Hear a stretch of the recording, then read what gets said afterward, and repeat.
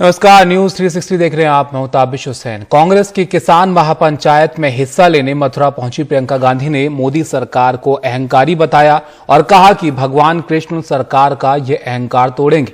बाद में एनडीटीवी से खास बातचीत में प्रियंका गांधी ने कहा कि वो कभी किसानों का साथ नहीं छोड़ेंगे। हमारे साथ प्रियंका गांधी जी हैं, मथुरा में महापंचायत करिए। मैम, आपकी वेस्टर्न यूपी में चौथी महापंचायत और आपने कहा कि प्रधानमंत्री मोदी अहंकारी हैं और साथ में साथ कायर भी। उन्होंने आपने बड़े स्ट्रांग वर्ड्स बोले हैं, ऐसा क्यों कहा आपने मैम?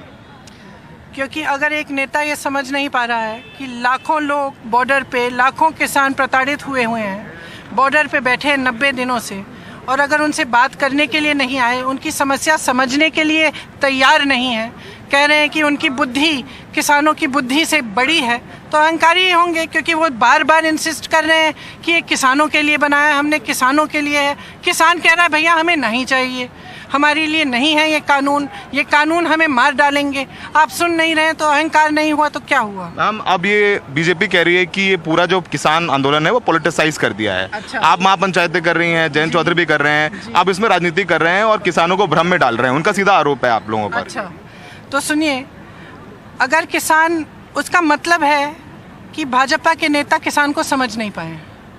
अगर किसान खुद आकर वहाँ बैठा है बॉर्डर पे 90 दिनों से, 215 किसान शहीद हुए हैं, तो इसमें राजनीति की कौन सी बात है बताइए? इसमें किसने राजनीति की है?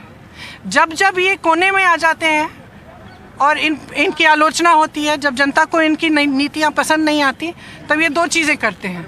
सबसे पहले तो बहाना मारते हैं, जिम्मेदारी नहीं लेते, कहते हैं कि कांग्रेस की सरकार ने किया इसलिए हम भुगत रहे हैं, हमें करना पड़ रहा है। और दूसरी बात ये कहते हैं कि हम राजनीति कर रहे हैं। क्या मतलब है इसका? सबसे बड़ी राजनीति करने वाले तो ये लोग हैं। मैम, एक छोटा सा सवाल है आपसे। मुजफ्फरनगर की रैली कवर कर रहा था मैं आपकी, आपने बोला कि मैं गद्दारी नहीं करूंगी आपके साथ, किसानों के साथ गद्दारी नहीं करेंगे। मैं किसी के साथ नहीं करूंगी। उत्तर प्रदेश की जनता, आप लगातार हैं, आप इलाहाबाद गई, निषादों की बात की, आज आपने उनके लिए अनाउंस भी किया है कि आप 10 लाख रुपए भी देंगी। ये मेरे लिए हल्के मामले नहीं है, ये मेरे लिए ऐसे मैं नहीं बोलती हूँ। आप आती रहेंगी? बोलती हूँ तो दिल से बोलती हूँ, सच्चाई बोलती हूँ। मुजफ्फरनगर, आप, हमें याद है जब दंगे हुए थे पिछली बार, आप वहाँ पर आई थी, आप रुकैया के घर पे गई। मुझसे अभी भी टच में, मेरे व्हाट्सएप पे मुझे हर 2-3 दिन मुझे मालूम है कि उनकी शादी कहाँ हुई है, उनकी फोटो है मेरे पास, सब कुछ है। मैं छोड़ती नहीं हूँ लोगों को। मैम, अब लोग ये कह रहे, जब आप रैली में आ रही थी वो बात हो रही थी कि लोग ये कह रहे थे कि अब प्रियंका गांधी को, अगर आप लोग यहाँ आ रहे हैं तो इसलिए जुड़िए क्योंकि प्रियंका गांधी को मुख्यमंत्री बनाना है। ये आपके आने से पहले स्टेज पर अनाउंस हो रहा था, तो क्या उनकी बातों पर को कैसे देखें हम कि प्रियंका गांधी क्या कांग्रेस की मुख्यमंत्री पद की उम्मीदवार है? मैम, मैं अपना कर्तव्य निभा रही हूँ, ये मेरा कर्तव्य है। जनता की आवाज़ उठाना मेरा कर्तव्य है, चाहे जनता दुखी हो। किसी को, जैसे आपने कहा, पिछले साल मुजफ्फरनगर गई, मैं मेरठ गई, मैं बिजनौर गई, इस साल भी जा रही हूँ। किस लिए?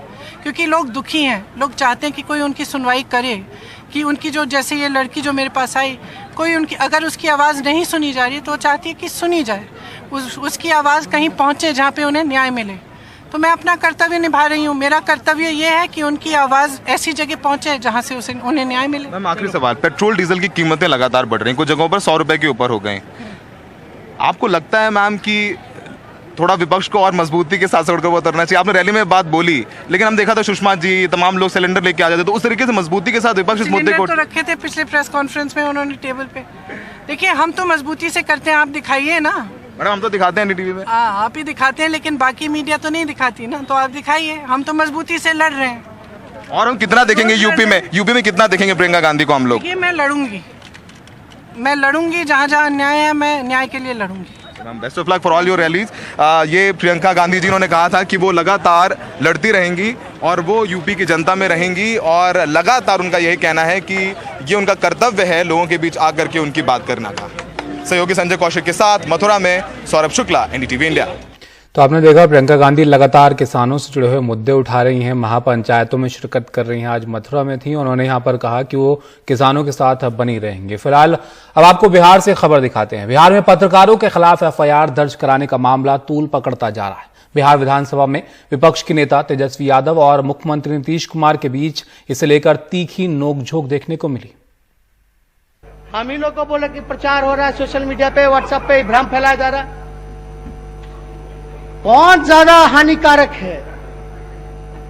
हम लोग तो कोई झूठ का प्रचार नहीं करेंगे। झूठ का प्रचार कर रहे हैं, अफवाह फैला रहे तो कीजिए अरेस्ट। हम खड़े हैं, लीजिए हथकड़ी लगाइए। हम लोग हाथ खड़े हैं लेकर के। आपको लगता है हमने किया तो लो हाथ में हथकड़ी डालो, भेजो जेल। अरे जब हम उस समय वहां थे उसमें गोद में रहते थे, इसलिए क्या सब बात है।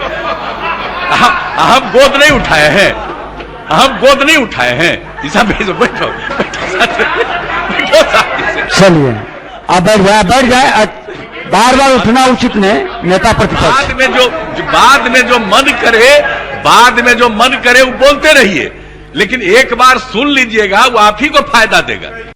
और बेंगलुरु में निजी और सरकारी अनुदान से चलने वाले स्कूलों को फीस में 30% कटौती का आदेश रास नहीं आ रहा है।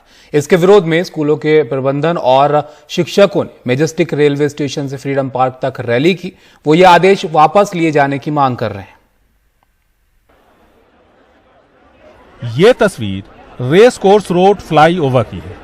निजी और सरकारी अनुदान की मदद से चलने वाले स्कूलों के शिक्षक और प्रबंधन के साथ साथ सपोर्ट स्टाफ की विराट रैली। इनकी मांग है कि सरकार स्कूल फीस में 30% कटौती के फैसले को वापस ले, क्योंकि स्कूलों की हालत महामारी की वजह से पहले से ही खराब है। जो वादा किया सरकार ने, जो अपना संदेश दिया वो वापस ले कि 30% जो कटौती है वो वापस ले, ताकि पूरा सब नॉर्मल में हो सकता है। बंद कर देंगे तो हमारा जीना कैसा चलेगा, हमारी फैमिली भी तो चलनी चाहिए ना, इसीलिए हम स्ट्राइक पे आए हैं यहाँ पे बेंगलुरु पे।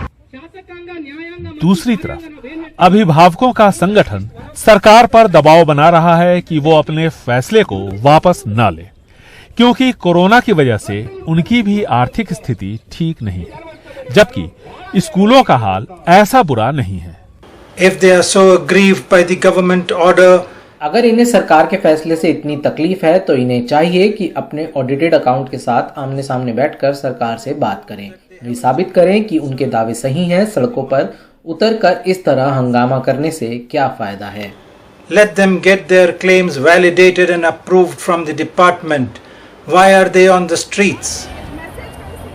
देखना है इस दोहरे दबाव के बीच सरकार क्या रास्ता निकालती है। ये वो शिक्षक हैं जो दिन भर बच्चों को ऑनलाइन और ऑफलाइन क्लासेस के जरिए पढ़ाते रहते हैं कि कोरोना से बचाव के लिए सोशल डिस्टेंसिंग का पालन करें और मास्क पहनें, लेकिन सवाल रोजी रोटी का है, इसलिए इस तरह न चाहते हुए भी ये सब इकट्ठा हुए हैं। सरकार पर दबाव अभिभावकों का भी है, जिनकी आमदनी कम हो गई है। ऐसे में अब सरकार बीच का रास्ता निकालने की कोशिश कर रही है। बेंगलुरु से कैमरामैन कुमार के साथ निहाल खिदवई, एनडीटीवी इंडिया। दिल्ली दंगों को 1 साल हो गया है। उन दंगों में 53 लोग मारे गए थे, 600 से ज्यादा लोग घायल हो गए थे, 1800 से ज्यादा दंगाइयों को गिरफ्तार किया गया। ऊपरी तौर पर अब मुस्तफाबाद, शिव विहार जैसे हिंसाग्रस्त इलाके अब सामान्य दिख रहे हैं, लेकिन लोगों के जख्म अभी भरे नहीं हैं। इस वक्त हिंसा के शिकार परिवार कैसे हैं, उनके क्या हाल हैं, ये बता रहे हैं हमारे संवाददाता रविचंद्रन शुक्ला। साल भर पहले अपने 2 जवान बेटों की लाश लेने के लिए बाबू खान हमें जीटीबी मोर्चरी के बाहर मिले थे। साल भर बाद हम मुस्तफाबाद की तंग गलियों में बाबू खान के घर पहुंचे। बाबू खान अब सिलाई करके किसी तरह अपनी 3 बेटियों और मारे गए बेटे की 2 छोटी बेटी और बहू की देखभाल करते मिले। पुलिस ने फिलहाल इस मामले में 11 दंगाइयों को गिरफ्तार किया है।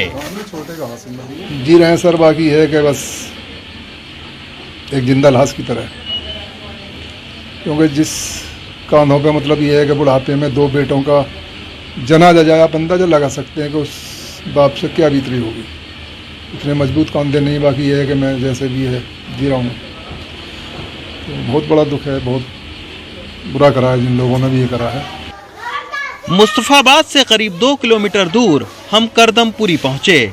यहाँ रिक्शा चलाने वाले प्रेम सिंह को दंगाइयों ने मार दिया था। उनके घर पर 4 छोटी बच्चियाँ अपनी मां सुनीता का इंतजार कर रही थीं, जो दूसरों के घरों में चौका बर्तन करके किसी तरह बच्चों का पेट भर रही हैं। साल भर पहले तक घर में रहने वाली सुनीता अब सड़कों की खाक छान रही हैं। तो दिक्कत आ रही है काम की, छोटा बच्चा है, काम भी छोड़ के अगर जाऊँ तो जाऊँ कहाँ पे। अब ऐसे थोड़ा बहुत काम कर रही हूँ, बैंक से भी पैसे थोड़े बहुत निकाल के लाती हूँ खर्चे के लिए, जब नहीं हो पाता। तो मैं सोच रही कोई जॉब वॉब मिल जाए ऑफिस में पानी वानी पिलाने का। अच्छा। बच्चे भी पल जाए, फिर बच्चे बड़े हो जाए, फिर स्कूल में इनको एडमिशन करवा दूंगी, फिर उसका तो अपने काम करते रहेंगे। दंगे के वक्त शिवविहार में इतने घर जलाए गए थे कि इस इलाके को दिल्ली का सीरिया कहते थे। इसी में एक घर वकील अहमद का था। घर तो अब बनकर तैयार हो गया है, लेकिन इस घर को देखने के लिए वकील अहमद की आंखें नहीं बची हैं। दंगा हो ही रहा था तो अपने छत पे थे जीने पे, तो हमने भी सोचा कि अब तो जान यहाँ बचेगी नहीं, तो चलो भाई हम भी निकले। तो हम सिर्फ यूँ रोड के ऊपर छत पे जब जीने पे खड़े थे ना दूसरी मंजिल पे, तो यूँ झांकने लगे। यूँ ही झांकते ही एकदम आई, तो हमने ये सोचा कि मेरे किसी ने ईंट मार दी। हम आते बैठ गए चुपचाप। साल भर पहले डीआरपी स्कूल को दंगाइयों ने पूरी तरह फूंक दिया था। स्कूल खंडहर हो गया था। अच्छी बात यह थी कि स्कूल की मालिक इंदु शर्मा हमें मुस्कुराती मिली। उन गमों को आपने भुला दिया है, सबको माफ कर दिया। जिन्होंने भी आपके स्कूल को तोड़े सबको माफ कर दिया आपने दिल से। जो करेगा वो भुगतेगा। मेरी कोई शिकायत नहीं है किसी से। किसी से कोई शिकायत नहीं? बस अब तो यह कि कोरोना का कहर खत्म हो, हम पटरी पे आए हैं। अच्छा, चलिए। ये बच्चों के बिना स्कूल अच्छा नहीं लग रहा। हाँ, स्कूल में सन्नाटा वो नहीं अच्छा लग रहा। दंगाइयों की हमेशा इससे एक कोशिश रहती है कि पढ़ाई लिखाई का प्रचार प्रसार ज़्यादा न होने पाए, और जब आदमी अनपढ़ रहेगा, गंवार रहेगा, तो वो हिंदू मुसलमान के चक्रव्यूह में फंसा रहेगा और इसी तरह दंगा और हिंसा करता रहेगा। लेकिन अच्छी बात यह है कि प्रिंसिपल ने वो गिले शिकवे मिटा दिए हैं और फिर से उनकी ज़िंदगी पटरी पर लौटाई है। शिवविहार से रवीश रंजन शुक्ला, एनडीटीवी इंडिया।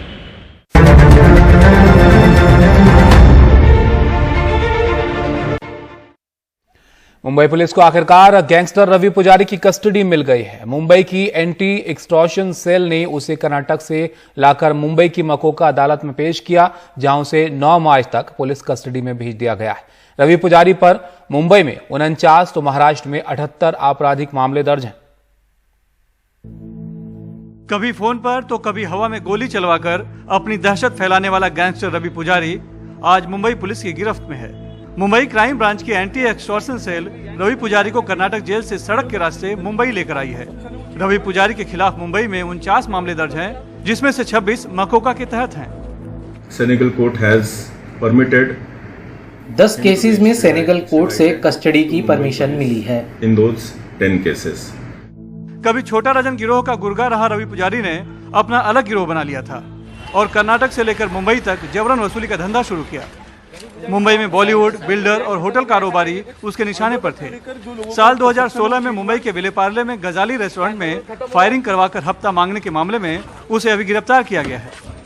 ये जूनी केस है, इसमें जो रवि पुजारी की इन्वॉल्वमेंट है ये हो नहीं सकती है। शायद उसका नाम किसी ने जानबूझ के लिया होगा। एक समय था जब मुंबई में अंडरवर्ल्ड की दहशत थी। हाजी मस्तान और करीमवाला गैंग के बाद दाऊद की डी कंपनी, छोटा राजन गिरोह, अरुण गवली, अश्विन नाइक, एजाज लकड़ावाला, रवि पुजारी और हेमंत पुजारी जैसे अंडरवर्ल्ड डॉन और गैंगस्टर सक्रिय थे। दहशत का आलम यह था कि मुंबई में कारोबारी मुंबई छोड़कर बाहर जाने को मजबूर होने लगे थे। लेकिन अब समय बदल गया है। छोटा राजन सहित कई ऐसे गैंगस्टर अब सलाखों के पीछे पहुंच चुके हैं। दाऊद फरार है, लेकिन उसकी डी कंपनी भी अब तितर बितर हो चुकी है। मुंबई से कैमरामैन राजेंद्र दयाल के साथ सुनील सिंह, एनडीटीवी इंडिया के लिए। तो इसी के साथ न्यूज 360 में फिलहाल इतना ही। एक छोटे से ब्रेक के लिए यहाँ पर रुकेंगे। ब्रेक के बाद आप देखिए हॉट टॉपिक।